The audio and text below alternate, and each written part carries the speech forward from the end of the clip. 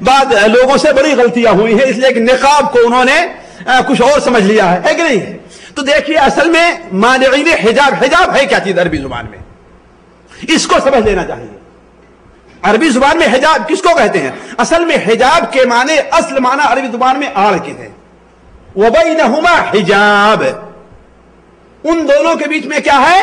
آڑ ہے، یعنی ادھر کی چیز ادھر نہیں جا سکتے، ادھر کی چیز ادھر نہیں جا سکتی۔ یہ ہے اصل میں حجاب کا لغوی معنی۔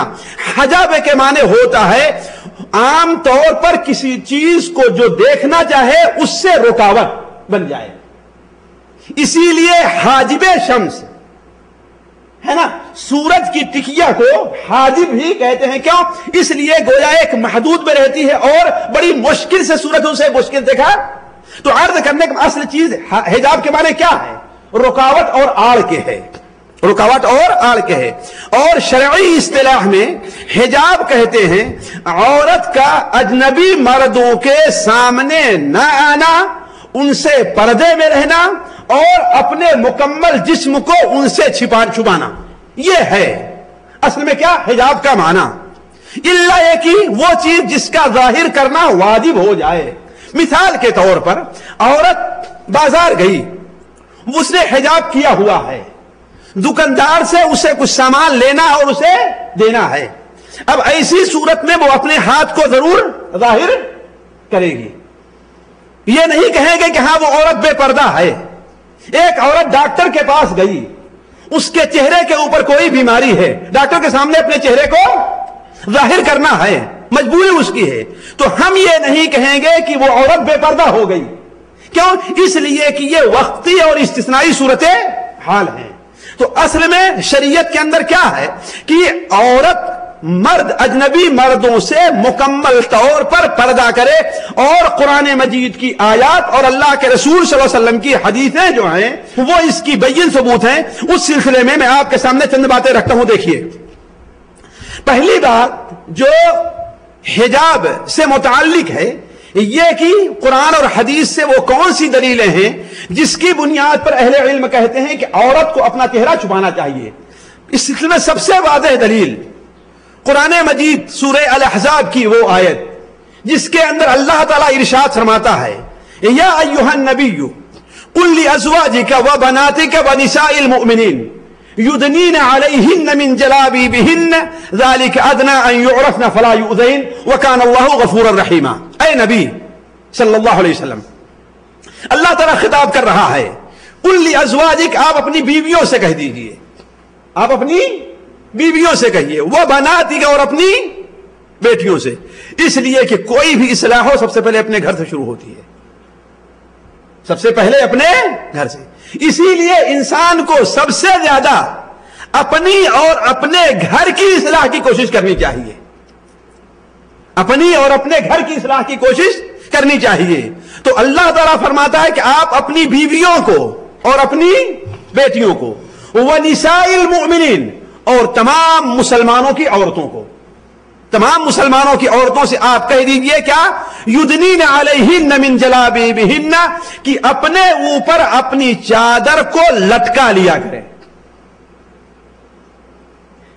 اگر الفاظ سے ہٹ کر کے ترجمہ کرنا چاہیں اپنی زبان میں تو اس کا ترجمہ یہ ہوگا کہ اے نبی صلی اللہ علیہ وسلم، آپ اپنی بیویوں سے، اپنی بیٹیوں سے اور تمام مسلمانوں کی عورتوں سے کہہ دیا کرے کہ وہ گھونگھٹ نکال لیا کریں۔ کیا کریں؟ وہ گھونگھٹ کو، ظاہر بات گھونگھٹ جو عورت نکالے گی اس کا چہرہ مردوں سے چھپا رہے گا۔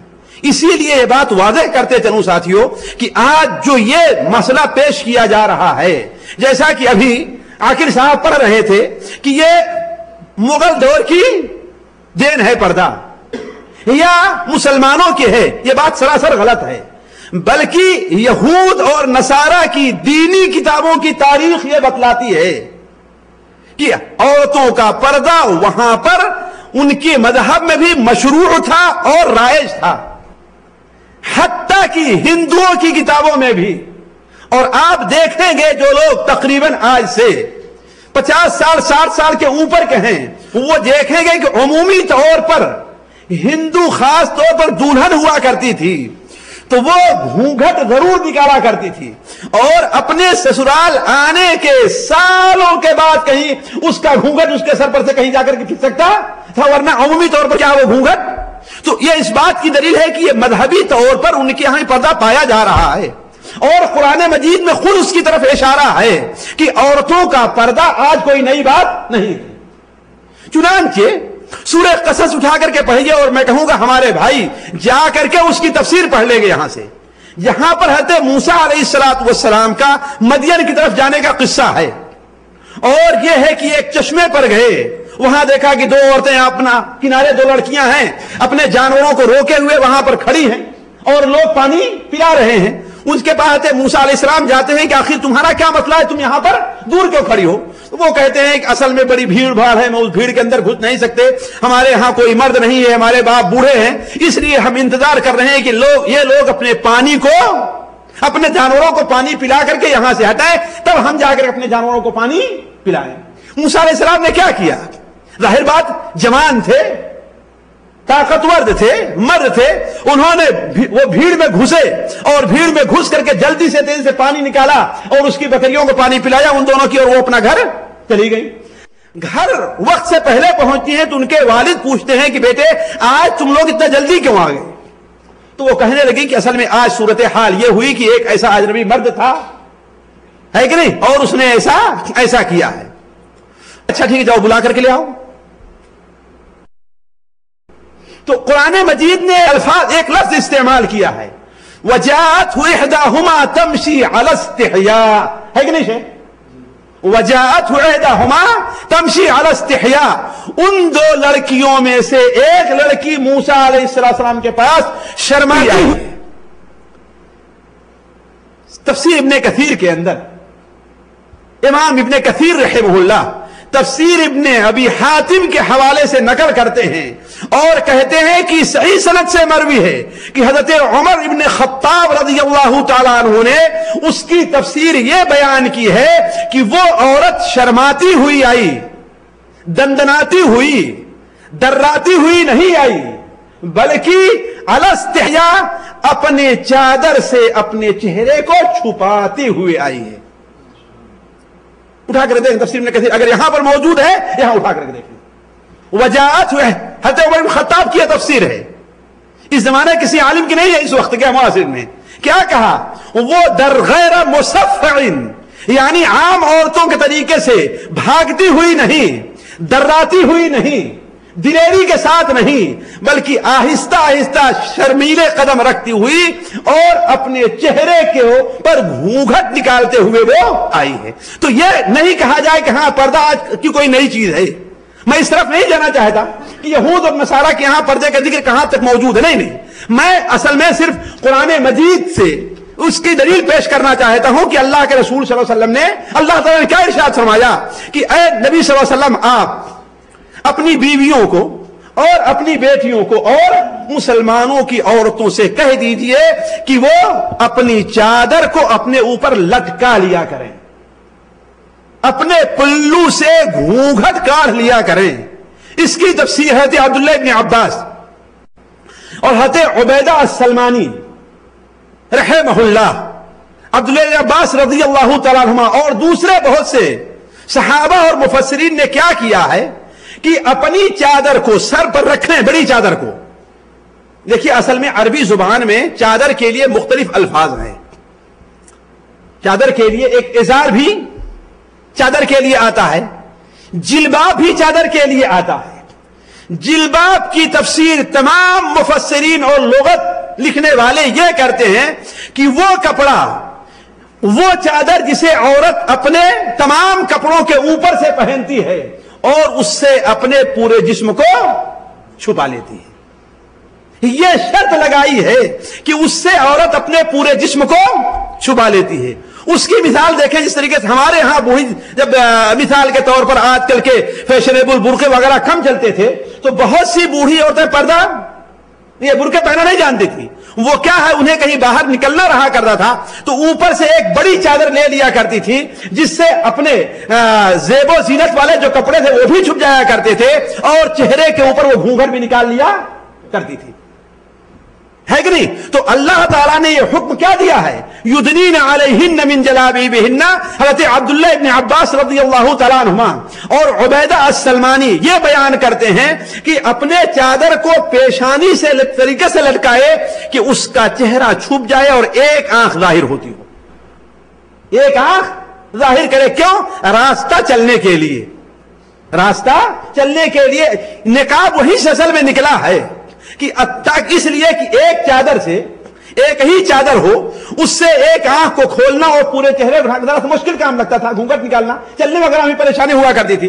اس لیے عورتوں نے خود اللہ کے رسول زمانے میں بھی نقاب وغیرہ کا ہے نا اور برقعے وغیرہ کا نظام انہوں نے اپنایا تاکہ ہماری آنکھیں کھلی بھی رہیں یا ہمیں دکھائی بھی دیتا رہے, ہمارا پورا جسم چھپا بھی رہے, اور یہ چادر جو صرف ہوتی ہے اس کے سنبھالنے کے تو ہمیں پریشانی لاحق نہ ہو. تو یہ تو پہلی آیت ہے جس کے اندر وجوبی طور پر حکم دیا جا رہا ہے کہ آپ حکم دے دیں. اور ظاہر بات اللہ تعالیٰ کا جو حکم, اللہ کے رسول کا جو حکم ہوا کرتا ہے واجبی ہوا کرتا ہے. دوسری آیت اسی سورہ الاحزاب کے اندر ہے. اللہ تبارک و تعالی شروع سے کہ یا ایھا النبی لا تدخلوا بیوت النبی صلی اللہ علیہ وسلم, اے لوگو اللہ کے نبی کے گھروں کے اندر داخل نہ ہو الا کہ تمہیں اجازت مل جائے, اور اگر کھانے پر تمہیں دعوت دی جا رہی ہے کھانا کھا کر فوراً وہاں سے چلے جاؤ, بات سننے کے انتظار میں بیٹھے نہ رہو. اور آخر میں اللہ تعالیٰ فرماتا ہے وَإِذَا سَأَلْتُمُوهُنَّ مَتَاعًا فَاسْأَلُوهُنَّ مِنْ وَرَاءِ حِجَابٍ. اگر ان سے کوئی چیز مانگنی ہے تو پردے کے آڑ سے مانگو. کیا کہا جا رہا ہے؟ پردے کے آڑ سے. اس کا مطلب یہ ہے کہ مرد عورت کے درمیان میں پردہ ہے, پردے کے آڑ سے مانگنا. حالانکہ یہ بتائیے کہ باہر اگر عورت اپنے چہرے کو کھول کر کے چلتی رہے یہ زیادہ خطرناک ہے یا کہ کوئی شخص جائے اور دروازہ کھول کر اسے کوئی چیز دے دے؟ ایک تو وقتی چیز ہوگی نا, اور باہر چلتی رہے تو مستقل چہرے کو کھولنا اسے پڑے گا. تو کہنے کا مطلب یہ ہے کہ پردہ کا ذکر قرآن مجید میں بڑی وضاحت اور بڑی صراحت کے ساتھ موجود ہے. یہ دو آیتیں ہوئی. تیسری آیت سورہ نور کے اندر ہے جس میں اللہ تبارک و تعالی ارشاد فرماتا ہے کہ اے نبی صلی اللہ علیہ وسلم مومنہ عورتوں سے کر دو کہ اپنی نظروں کو پست رکھیں, اپنی شرمگاہ کی حفاظت کریں. وَلَا يُبْدِينَ زِينَتَهُنَّ إِلَّا مَا ظَهَرَ مِنْهَا, اور اپنی زینت کو ظاہر نہ کریں مگر زینت کا وہی حصہ جو اپنے آپ ظاہر ہو جائے. اللہ نے کیا فرمایا ہے؟ وہی حصہ جو اپنے آپ ظاہر ہو جائے. اس نقطے پر غور کرنا چاہیے, اور شیخ صفی الرحمن نے اس کی بڑی اچھی لمبی تفسیر کی ہے کہ اللہ کیا فرماتا ہے, جو اپنے آپ ظاہر ہو جائے. اور ظاہر بات جب عورت چہرہ کھلا رکھے گی تو ظاہر کرے کہ اپنے آپ ظاہر ہو گیا ہے, وہ تو ظاہر کرے گی. البتہ یہ ہے آنکھ کا سرما ہے اپنے آپ ظاہر ہو جائے. کیوں؟ راستہ دیکھنے کے لیے اپنے آنکھوں کو ضرور کھلا رکھے گی, لینے اور دینے کے لیے اپنے ہاتھوں کو پھیلائے گی, اپنے ہاتھوں کو پھیلائے گی. اسی لیے حضرت عبداللہ ابن عباس رضی اللہ تعالیٰ عنہ جن کی دلیل یہ پیش کی جاتی ہے کہ وہ چہرے کے پردے کے قائل نہیں ہیں, ان کی ایک تفسیر یہ ملتی ہے کہ ما ظہرا سے مراد ہاتھ اور آنکھ کا سرما ہے. اردو داں حضرات سے میں گزارش کروں گا کہ ایک کتاب ہے فتاوی اہل حدیث, حافظ عبداللہ صاحب روپڑی کی 2 جلدوں میں ہے فتاوی اہل حدیث. انہوں نے اس موضوع کو بڑی تفصیل کے ساتھ بیان کیا ہے, بڑی تفصیل کے ساتھ بیان کیا ہے. اور یہ بیان کیا کہتے ہیں عبداللہ ابن عباس رضی اللہ عنہ, اقوال جو ہیں وہ کیا ہیں, بڑے مختلف ہیں, آپس میں بڑے مختلف ہیں, کسی ایک قاعدے کے تحت انہیں لایا نہیں جا سکتا. لیکن حضرت عبداللہ ابن مسعود کا جو قول ہے وہ یہ کہ چہرے کا چھپانا چاہیے اور صرف ہاتھ کو یا ظاہری جو کپڑے ان کو ظاہر کرنا چاہیے, اس کے اندر کوئی اختلاف نہیں ہے, اسے لے کر کے پڑھ لیں گے. تو عرض کرنے کا مقصد یہ ہے کہ اللہ تعالیٰ مسلمان عورتوں کو یہ حکم دے رہا ہے کہ اپنی زینت کو چھپائیں. دیکھیے اللہ تعالیٰ مومنوں اور مومنہ عورتوں کو 2 قسم کی زینت سے نوازا ہے, اس کو سمجھ لیجیے. ایک زینت ایسی ہے جسے پوشیدہ زینت کہتے ہیں, اور ایک زینت ایسی ہے جو ظاہری زینت ہے. ظاہری زینت کیا ہے؟ مثال کے طور پر کپڑا ہے, وہ کبھی نہیں چھپ سکتا الا گھر سے باہر نکلے ہی نہیں. کپڑے کی زینت ہے, وہ چھپ نہیں سکتا الا کہ عورت باہر نکلے ہی نہیں. دونوں ہاتھوں کی زینت ہے, وہ نہیں چھپ سکتا الا کہ عورت کسی سے کچھ